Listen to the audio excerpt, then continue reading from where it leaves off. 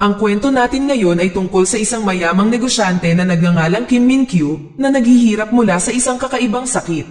Sa tuwing nagkakaroon siya ng pisikal na kontak sa ibang tao, nagsisimula siyang magkaroon ng kakilakilabot na mga pantal sa kanyang katawan na sinusundan ng hirap sa paghinga. Sa matinding kaso, maaari pa siyang himatayin o mamatay. Ang pinakamalaking hiling ni Min-kyu ay magkaroon ng kasintahan, ngunit dahil sa kanyang karamdaman, hindi siya makalapit sa mga babae. At dahil sa parehong dahilan, lumayo siya sa ibang tao sa loob ng 15 taon at nanatili sa kanyang bahay. Ang kanyang personal na doktor na si Dr. Oh ay ang kanyang tanging pinagkakatiwalaan na sumubok ng maraming paraan para makahanap ng lunas, ngunit patuloy siyang nabibigo. Kaya naman, isang araw, sinabi niya kay Min-kyu na tanggapin ang kanyang kapalaran na nag-iisa at iniabot sa kanya ang isang smartwatch na gumagamit ng mga kulay para subaybayan ang kanyang allergic condition. Normal ang asol, ang dilaw ay kumakatawan sa banayad na reaksyon, ang orange ay nangangahulugan na ang mga daanan ng hangin ni Min-kyu ay nagsasara, at ang pula ay nangangahulugan na siya ay mamamatay sa ilang minuto, pinakamalubha na hindi pa niya naranasan. Isang araw, isang genius scientist na nagngangalang Professor Hong ang nakipag-ugnayan kay Min-kyu. Ipinahayag niya na siya, kasama ang kanyang koponan, ay nagtagumpay sa pagbuo ng isang napakatalino na robot na kayang tulungan si Min-kyu sa mga gawaing bahay.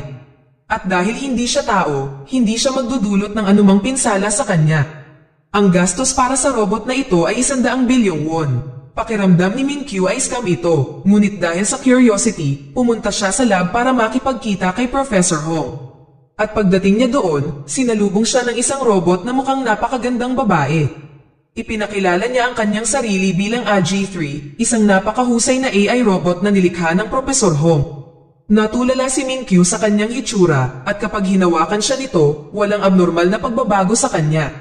Nasasabik sa bagong pagtuklas na ito, agad niyang ipinahayag ang kanyang pagnanais na bumili ng AG3, at naisip din niya na mamuhunan ng mga pondo sa proyekto. Ngunit, nais niya munang subukan ang robot kinabukasan. Sa kasamaang palad noong gabing iyon sa lab, nagkaroon ng problema.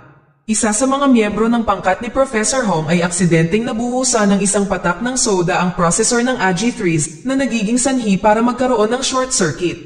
Nawasak ang damdamin ng propesor at ang iba pang pangkat dahil maaaring tumagal ng ilang araw bago maayos ang robot. At dahil sa pag-aalala na kanselahin ni Min-kyu ang kanyang order na AG3 kapag hindi na ihatid sa susunod na araw, si Professor Wong ay pilit na nag-isip ng isang bagong plano. Naaalala niya ang kanyang dating kasintahan, si Gia, na ipinahayag na prototype ng robot na AG3. Dahil ginawa ni Wong ang robot na katulad niya, pinupuntahan niya ito upang salubungin siya. Pareho silang kinakabahan sa kanilang muling pagkikita, at napagtanto na si Gia ay nakararanas ng kahirapan sa pera. Inalok niya ito ng sweldo ng 10 milyong won kung papayag siyang itago ang sarili bilang AG3 sa loob lang ng isang araw. Hindi gustong gumawa ni Gia ng pabor para sa kanyang ex, ngunit dahil siya ay lubhang nangangailangan ng pera, pumayag siya sa alok. Kasunod nito, dinala ni Professor Wong si Gia sa kanyang lab at ipinakita sa kanya ang robot. Pagkatapos, lahat ng nagtutulungang mga scientist at tinutulungan siyang mag-disguise tulad ni AG3. Sinuutan nila ito ng baluti sa kanyang katawan, naglagay ng bago peluka sa kanyang ulo, at kasama ang pagbibigay sa kanya ng contact lens. Ang mga lente na ito ay nagsisilbing camera na makakatulong sa propesor at sa kanyang koponan na subaybayan ang lahat sa pamamagitan ng tunay na AG3 robot.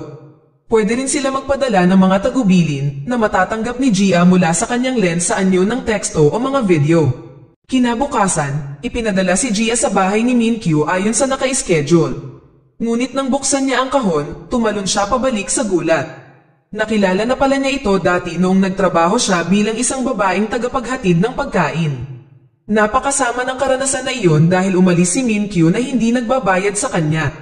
Pero ang totoo, pinipilit lang niyang iwasan ang physical contact sa kanya. Nagulat, agad na tinawag ni Min-kyu ang propesor at hiniling na malaman kung anong nangyayari. Sa kabutihang palad, nakagawa ng kwento ang propesor na ang AG3 ay may second mode, operational at friendly mode. Ang operational mode ay kung saan siya kumikilos na profesional, habang ang friendly mode, siya ay kumikilos na mas parang tao. Ang robot ay nasa friend mode na ngayon ngunit maaari itong baguhin sa operational mode sa pamamagitan ng pagpindot sa reset button. Ang walang muwang na si Minkyu agad naniwala dito at pinindot ang button sa likod ng leeg ng robot para mag-reboot. Matapos bumalik sa normal si Gia, nagpa siya si Minkyu na magsagawa ng intelligence test sa kanya. Di nagtagal, nawalan ng kuryente ang lab na nagresulta sa pagkawala ng kabuoang koneksyon ni Gia sa AG3 system. Ngayon, kailangan niyang umasa sa kanyang sarili, ngunit ang kanyang IQ ay 74 lamang. Noong una, hiniling niya kay Gia na buksan ang isang kahon na ang password ay maaari lamang matagpuan sa pamamagitan ng paglutas ng isang komplikadong calculus at ito'y sa loob lang ng 3 minuto. Siyempre, hindi niya alam ang calculus, kaya puwersahan niyang binuksan ang kahon na ikinagulat ni Minkyu. Pagkatapos, hiniling niya sa kanya na balatan ng isang itlog nang hindi gumagamit ng mga tool sa loob ng 10 segundo. Nagtrabaho siya sa restaurant dati, kaya madali niyang nakumpleto ang gawain. Si Minkyu ay talagang humanga, kaya pinuri niya ang robot sa pagiging matalino at malikhain. Si Gia, na hindi pa napupuri sa pagiging matalino ay malumanay na ngumiti. Samantala, bumabalik din ang kuryente sa lab, ngunit nang kumonekta sila sa mga lente ni Gia, laking gulat nila nang makitang sinisigawan niya si Minkyu. Inakusahan niya siya ng pagiging pervert. Lumalabas na nagalit si Gia nang makita siyang nakatitig sa kanyang dibdib dahil sa tingin niya ay mas malaki na ito kaysa dati. Gusto niyang buksan siya para tingnan ang battery pack at iunat ang kamay sa dibdib nito. Napaluhod ang propesor sa takot at halos hindi makasagot nang tumawag si Minkyu. "Sino ka? Sinusubukan mong manlinlang ngayon," sabi ni Minkyu. Pero gamaan ang pakiramdam nila nang mapagtanto nilang inaakusahan sila dahil sa paggamit ng murang baterya na nagpasikip sa dibdib ni AG3. Sandaling nautal ang propesor at nagsinungaling na ina-upgrade niya ang battery pack ng AG3. Binalaan din niya si Minkyu na huwag hawakan ang kanyang dibdib. Matapos ibaba ang tawag, kinuha ni Minkyu ang kanyang gamot ngunit bigla siyang nabulunan. Siya ay bumaba sa sahig at nagsimulang manginig, ngunit sa kabutihang palad, tinulungan siya ni Gia sa pamamagitan ng pagtapik sa kanyang likod. Nang makabalik si Minkyu sa kanyang katinoan, tinitigan niya ang robot na may pagtataka. Nang tanungin niya siya kung bakit niya siya tinulungan ng walang anumang utos, sagot ni Gia na marami siyang nagagawa. Pagkatapos nito, nagkaroon ng physical na ugnayan ang dalawa sa unang pagkakataon, ngunit nakakagulat dahil hindi nakakaranas ng anumang allergic reaction si Minkyu. Sa wakas, sa pagtatapos ng araw, si Gia ay dinala pabalik sa lab. Pinagalitan siya ni Professor Hong dahil muntik na siyang mabisto, pero naiinis si Gia dahil naniniwala siyang maganda ang ginawa niya. Dahil sa pagkabigo na hindi siya pinahahalagahan, siya ay umalis sa lugar. Di nagtagal, nakatanggap ang propesor ng masamang balita na ang espesyal na bahagi na kanilang iniutos para sa pagkumpuni ng AG3 ay nagkamali na ipinadala sa Africa at ngayon ay hindi bababa sa ilang linggo. Naging mas malala ang mga bagay para sa kanila. Tinawag din siya ni Minkyu sa eksaktong sandaling iyon at inihayag ang kanyang pagnanais na kunin si AG3 sa loob ng 1 buwan. Gusto niyang pag-aralan ng lubusan ang robot at gawin itong fully functional ayon sa kanyang mga pangangailangan. Naiwan na walang pagpipilian, tinawagan muli ng propesor si Gia at hiniling na mag-disguise bilang robot sa loob ng ilang linggo. Sa pagkakataong ito, pinupuri niya siya at nag-aalok ng mas malaking halaga dahil doon, siya ay agad na pumayag. Pagkatapos, ipinaliwanag ni Professor Hong na simula ngayon hanggang sa maayos ang totoong AG3, si Gia ay kailangang magtrabaho sa mansyon at gabi-gabi, ibabalik siya sa lab para sa rechargean. Sa kasamaang palad, kinabukasan sa trabaho, nakaranas si Gia ng isang pagtatae. Pilit nga itong pinipigilan ngunit hindi sinasadyang umutot. Nalilitong nagtanong si Minkyu ng ano ang tunog na iyon, kung saan ang robot ay sumagot ng "Umutot ka, aking Panginoon." Sa lalong madaling panahon, kumalat ang amoy sa paligid ng bahay kaya iminungkahi niya na magpalit siya ng damit. Ang uto-uto, agad na naniwala sa kanya dahil walang ibang tao maliban sa kanya kaya umalis siya.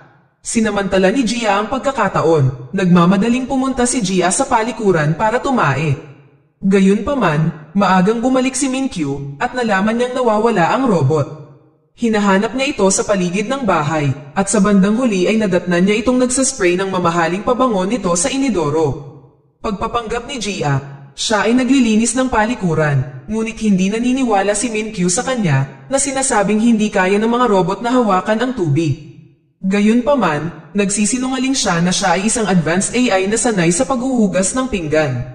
Nang aalis na si Minkyu, nakita niyang pawisan ang mukha ni Gia. Sinubukan niyang lapitan siya, ngunit aksidenteng natapakan ang isang sabon at nadulas. Nagmamadali si Gia kay Minkyu, ngunit sa halip na iligtas siya, hinuhuli niya ang pabango.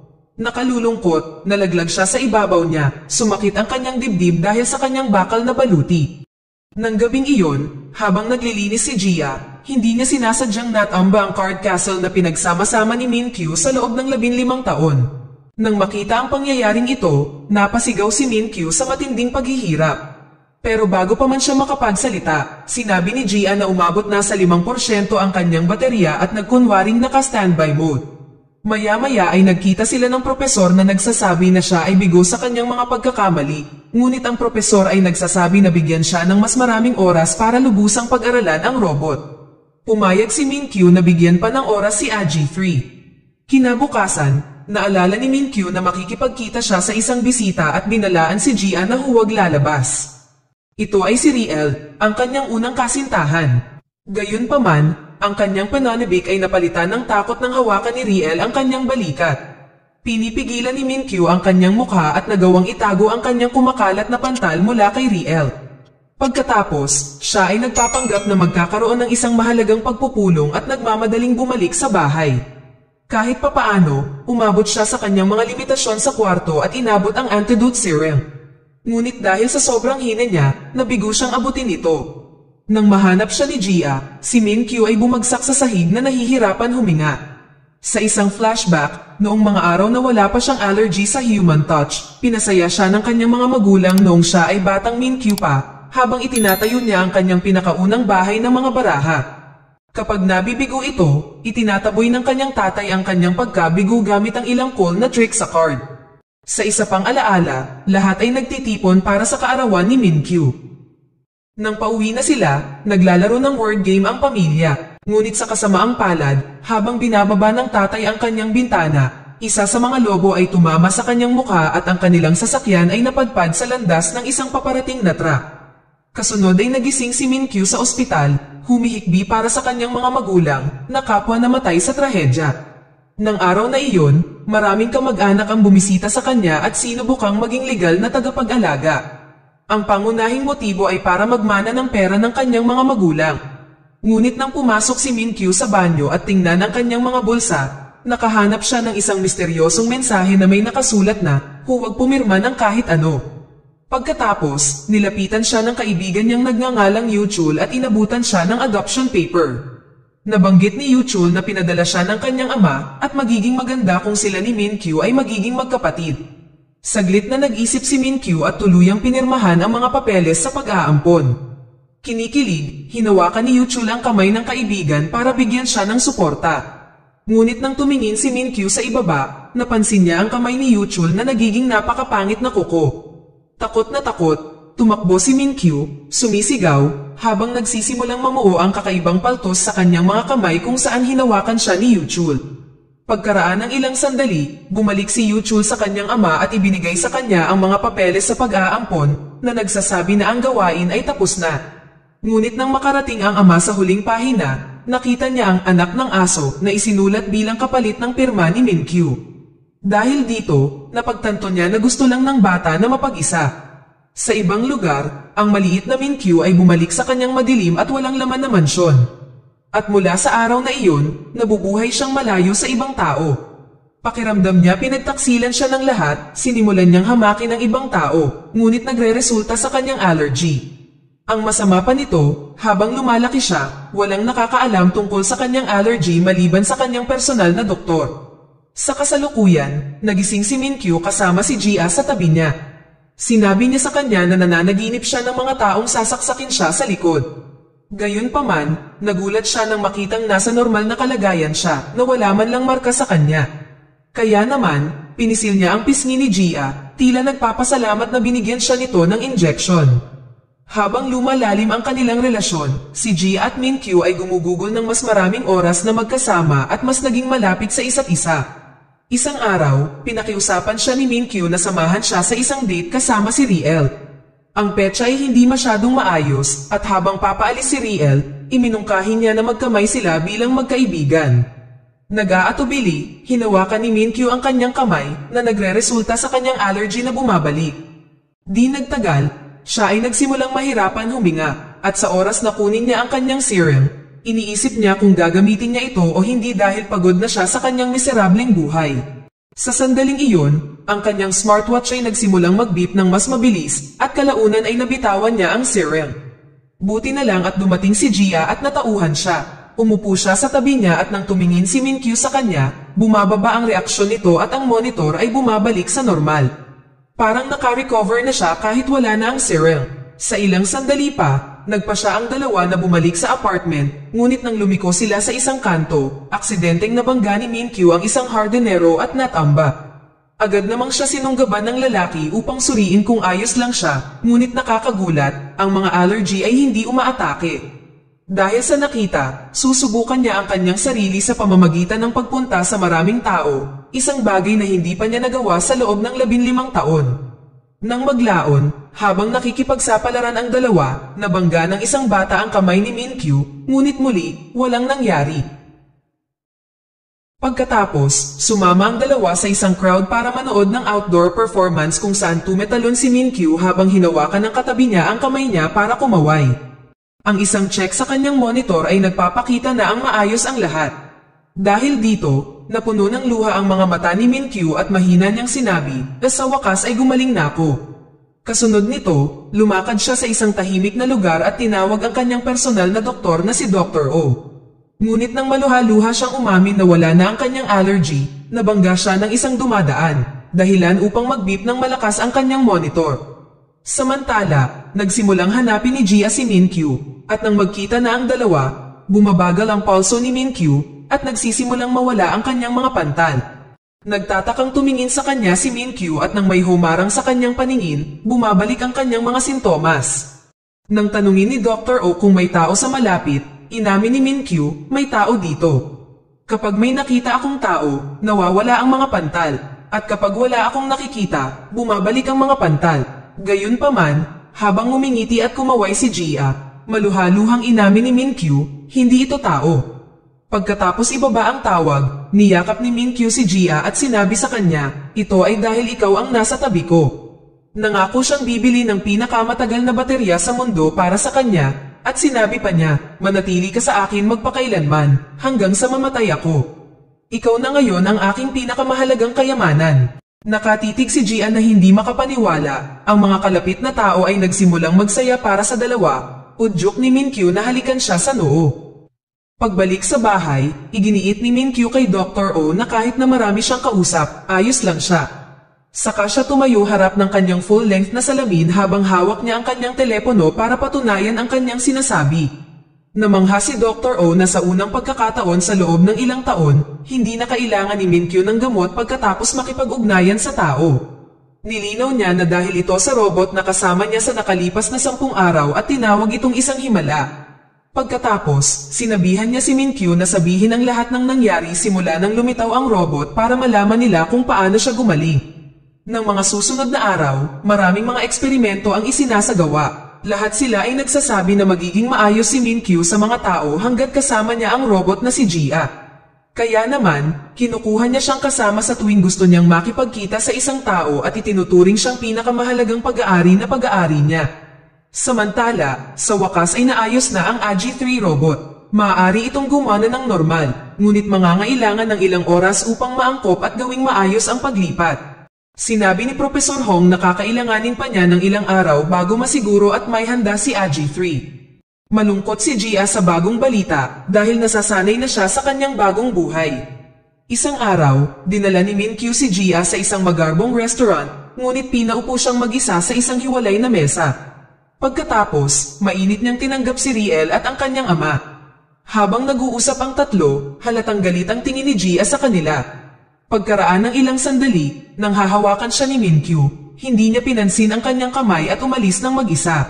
Ito ay tumatagal ng ilang sandali. Ligtas lang si Minkyu kapag nandyan si Gia, pero isang araw, nagbago ang lahat. Habang nag-iisa siya, napadpad siya sa isang gasolinahan at binuksan ang kanyang trunk kung saan nakahanda ang mga credit card at cash. Nang ibalik ng attendant ang kanyang card, nahaplos ang mga daliri ni Minkyu ng attendant, ngunit hindi napagtuunan ng pansin ni Min-kyu ang tungkol dito. Gayunpaman, pagkalipas ng ilang minuto, napagtanto niya na nahawakan niya ang kamay ng attendant at tinitingnan ng sarili kung may pantal. Nakakagulat, walang mahanap si Min-kyu at makikita rin sa monitor niya na normal siya kahit mag-isa lang siya.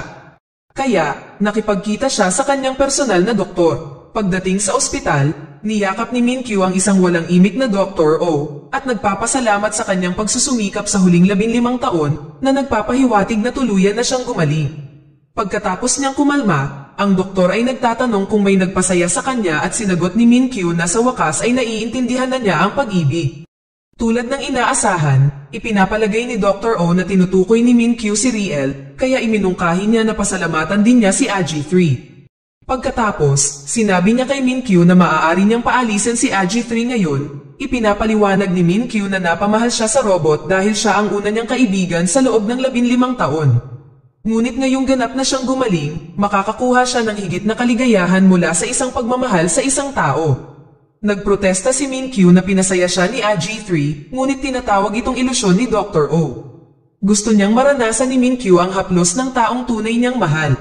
Nang gabing iyon, isang nalulumbay na Min-kyu ang lumapit kay Professor Hong at ipinahayag na siya ay umiibig sa robot na si AG3. Naiintindihan ni Hong na nahuhumaling si Min-kyu sa unang naging kaibigan niya sa loob ng 15 taon, ang isa rin responsable para sa kanyang pagpapagaling. Pagkatapos ay ipinagtapat ni Min-kyu na si AG3 ay nagpaparamdam sa kanya na buhay, pero pinaalalahanan siya ni Professor Wong na ang pinag-uusapan nila ay isang robot na napreprogram na. Pagkarinig nito, inamin ni Min-kyu na nababaliw na siya, at maluhaluhang nagsusumamo sa profesor ng solusyon. Kinabukasan, pumunta si Wong kay Min-kyu at sinabi sa kanya na may isang paraan. Iminungkahi niya iyon ni reset nila si AG3. Dahil sa ganitong paraan, malilimutan niya ang lahat at tutulungan siyang magpatuloy. Si Min-kyu ay nawasak ngunit alam niyang ito lang ang tanging paraan. Kalaunan sa araw na iyon, narinig din ni Gia ang balita. Nalungkot, nagbihis siya bilang AG3 sa huling pagkakataon. Nang sumunod na makita natin siya, nakatayo siya sa harap ni Min-kyu sa kanyang bahay habang bumabagsak ang snow sa labas. Inalalayan siya nito sa huling pagkakataon at bumalik sa mansyon. Sa wakas, nagkaharap ang isa't isa at sinabi ni Min-kyu sa kanya na ang mga bagay na ipinakita niya sa kanya ngayon ay mga bahagi ng araw-araw na buhay na ibinalik niya sa kanya pagkatapos ng 15 taon. Nagpasalamat si Min-kyu sa kanya sa napakaraming bagay sa kanya, kasama na ang kanilang pagkakaibigan at ang kanyang paggaling, at muling humingi ng tawad. Pilit na pinipigilan ni Gia ang kanyang mga luha habang ipinapahayag niya kung gaano siya nagpapasalamat at nagsisisi. Umaasa na lang siya na magiging masaya siya sa mga susunod na araw.